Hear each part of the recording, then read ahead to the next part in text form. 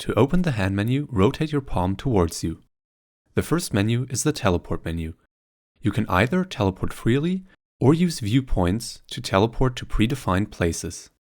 With the back button, you can go back to the hand menu. The Object Tool menu contains all tools to interact with objects.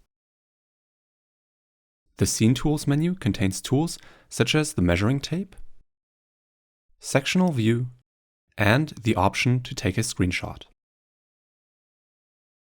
Modules contains the settings and activation of the ergonomics check. The main menu contains the Import menu to import 3D CAD models, the Co-op menu to host or join a co-op session,